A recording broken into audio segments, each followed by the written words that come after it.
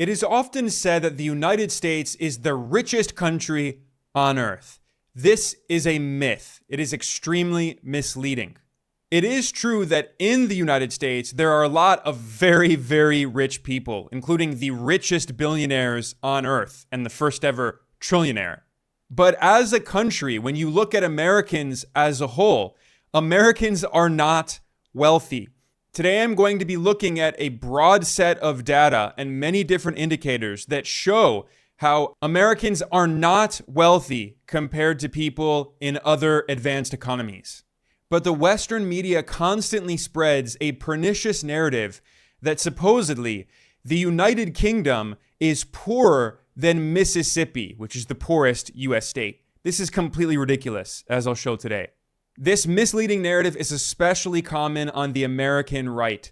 Trump supporters, MAGA, they refer to Europeans disparagingly as so-called Euro-poors. And even some European media outlets have published articles claiming that American families are so much richer than us. This is all completely false. And a big reason for this confusion is that many people simply do not understand the difference between the average and the median. Like I said, there's a lot of wealth in the US, but that wealth is concentrated in a few hands. The US has one of the highest rates of wealth inequality in the entire world. So I made an infographic illustrating the difference between average wealth and median wealth. Because the average wealth in the US looks very high because there are a small handful of very rich oligarchs. However, let's think about it this way. If you have a room with 10 people and each person in the room has $1,000 of wealth, the average wealth is $1,000 per person, and the median wealth is $1,000. The median is the middle value. However, if you have the same room with 10 people, but one of those people is a billionaire and the 9 other people only have $1,000 of wealth, suddenly the average wealth shoots up to $100 million per person. But that doesn't mean that the other 9 people are somehow rich. They don't have $100 million of wealth. One person has $1 billion of wealth. The other people are still poor. They only have $1,000 of wealth. This is why it's more important to look at median wealth. The median wealth is still 1,000. It's not 100 million. That single billionaire massively skews the data. This is such a crucial difference, and yet many people simply don't understand it. And it's not just Trump supporters in MAGA who don't understand this. Even mainstream media outlets like the Wall Street Journal keep publishing articles claiming that Europeans are lagging behind Americans in wealth. The Wall Street Journal published this article in June looking at the UBS Global Wealth Report, and they boasted that the average wealth in the United States is much higher than the average wealth in many European countries. However, I'm going to look at this exact same report and show how that article in the Wall Street Journal is extremely misleading and how the journalist ignored the median data and only looked at the average data. All of this data is from the Global Wealth Report published every year by UBS, the major Swiss bank. Now, in this report, UBS calculated the wealth per adult in the 30 richest economies in the world. And it is true that if you look at average wealth per adult, the US is in second place after Switzerland. However, right next to that data in the report is something that the Wall Street Journal overlooked, which is median wealth per adult. If you look at median wealth, suddenly the US goes from being in second place way down to 28th place. Median wealth per adult in the US is lower than the median wealth in Austria and Portugal and Slovenia and Israel and Sweden and Finland and Qatar and Singapore and Ireland and South Korea. Americans are not wealthy. If you think Americans are wealthy, you have to say Austrians are wealthy, Portuguese are wealthy, Slovenians are wealthy, because the median person in those countries has more wealth than the median American. In reality, the US is such an unequal country with a small handful of extremely wealthy billionaires that it makes the average American look wealthy. But that average is extremely skewed by the rich, just like I illustrated in this infographic, where adding a billionaire into a room with 9 people with $1,000 makes the average wealth over $100 million. But obviously, no one in their right mind would claim that the other 9 people are suddenly centimillionaires. They're not. This is why the claim that Britain is poorer than Mississippi is utterly false. It is based on a complete misunderstanding of the difference between average and median, and it's also based on a misunderstanding of the difference between median wealth and GDP per capita. GDP is not a measurement of wealth. GDP is a measurement of output, of the economic output, of the value of all of the goods and services produced in a country in 1 year, not wealth. Despite the many economic problems in the United Kingdom, the median wealth per adult in the UK is $125,000 US. The US is half of that at $69,000 US. Moreover, conservative Americans, especially Trump supporters, love to make fun of Canada. They say that Canada is supposedly the 51st state and they want to annex Canada. And they often make fun of Canadians for supposedly being poorer than Americans. Once again, that's based on a completely ignorant misunderstanding of the difference between average and median. The median wealth per adult in Canada is $148,000 US, more than double the median in the US of $69,000 US.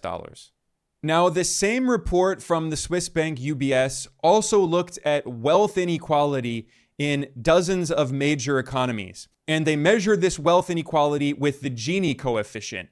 A Gini coefficient of 1 means that all of the wealth in the country is held by one person. A Gini coefficient of 0 means that all of the wealth is equally held by everyone in the country. Perfect equality. So the higher the Gini coefficient is, the closer to 1 it is, the more inequality. And vice versa. The lower that the Gini coefficient is, the closer that it is to 0, the lower the inequality is. This shows that the US is one of the most unequal countries on earth in terms of wealth inequality. The US is the 6th most unequal country at roughly the same level as Saudi Arabia, which is an absolute monarchy run by a royal family that controls so much of the wealth of the country. I mean, this is the perfect example of how the US oligarchic system, with a small handful of billionaires and now a trillionaire, the level of inequality is similar to a literal absolute monarchy. That's how extreme it is. Moreover, the US is almost as unequal as Brazil or South Africa, a country that had an apartheid regime for decades. South Africa is the 3rd most unequal country on earth. Russia is the 2nd most unequal. Russia is also, again, a case study of a country that after the overthrow of the Soviet Union in 1991, you had neoliberal capitalist shock therapy, mass privatization. A small handful of rich oligarchs bought up so much of the formerly nationalized industries that had been public property. Many of those industries and state assets were sold in these corrupt fire sales to a small handful of oligarchs. And yet the inequality in the US is getting close to the level of the inequality in Russia. And then the most unequal country on earth is another absolute monarchy, the United Arab Emirates, the UAE. So this just illustrates again how extremely unequal the US is. The US is more unequal than even India and Mexico, these global south countries that have, yes, a small handful of billionaires, but so much of their population living in extreme poverty. Now, obviously, yes, the level of poverty in the US is not as bad as the poverty in India or Mexico, but the inequality in the US is even worse. Because yes, the absolute bottom of poor people in the US maybe aren't as poor as the poorest people in India, but the US also has some of the richest people on earth, these oligarchs. And if you've actually spent time in the US, if you've been to major cities, and not just cities like New York City and Los Angeles and San Francisco, which are still relatively wealthy, but go to places like Detroit or Cleveland, these cities that were abandoned in the neoliberal era with deindustrialization, these cities in the Rust Belt, you will see that there is very significant poverty and so much homelessness in the US. This is not a unique problem to the US, but you do not see the same level of extreme deprivation and poverty and homelessness in other advanced economies. You do see it in much of the global south, but you don't see it in much of Europe and more advanced economies. Obviously, the level of poverty and exploitation in the global south is worse. But today in this analysis, I'm focusing on comparing the US economy to other advanced economies. So I'm comparing apples to apples and not apples to oranges. And if you do compare apples to apples, you'll see that the situation in the US is so much worse than comparable countries. Now, I have been very critical of European leadership, especially the multimillionaire neoliberal banker who's the president of France, Emmanuel Macron, who has often been referred to as the president of the rich. And he has implemented some of these neoliberal policies like eliminating the wealth tax. Despite that, despite the many problems with other European governments, like the British government or the Italian government, that also have these very corrupt leaders who often implement policies that benefit the rich at the expense of the working class.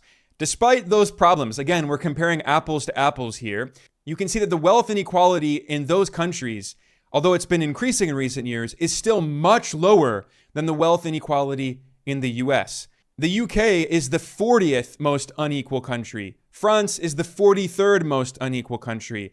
Italy is the 49th most unequal country. And right-wing Americans often like to claim that supposedly China is actually a plutocracy because there are some billionaires in China, but actually mainland China is not nearly as unequal as the US. Mainland China has relatively the same level of wealth inequality as most European countries. It's about the same level as Portugal and close to the same level as the United Kingdom. The French economist Gabriel Zucman has done very good research on wealth inequality in the US and in other countries, but especially in the US. And he has demonstrated how the wealth of the 19 richest households in the US makes up nearly 14% of national income. This is the richest 0.00001% of the country. And the level of wealth concentration in the US today has never been seen in history. It's even significantly worse than the Gilded Age in the late 19th century, when you had these infamous robber barons, these oligarchs like John D. Rockefeller and Cornelius Vanderbilt and J.P. Morgan. Today's oligarchs like Elon Musk and Jeff Bezos and Mark Zuckerberg, they are way, way richer. The US is a complete oligarchy. But if you listen to the Western media, it constantly boasts about how much wealth is being created in the US, not mentioning that the vast majority of that wealth creation is benefiting a small handful of rich oligarchs. If you look at a chart illustrating wealth distribution in the US by income group, you can see that the bottom 50% of Americans have almost no wealth. You can barely even see their wealth on the chart. And thus far, I've been looking primarily at wealth inequality, which is the most important form of inequality, because rich people are rich because they own assets, because of their wealth, not because of their income. In fact, many billionaires claim to have no income in order to avoid paying taxes.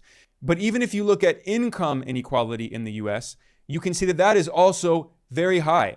So in recent decades, we're constantly told that the US economy is growing and it's so healthy, and economic growth, GDP growth, is higher than in other major economies. But the economist Gabriel Zucman demonstrated that the richest 10% of Americans received about half of all growth in income in the past several decades.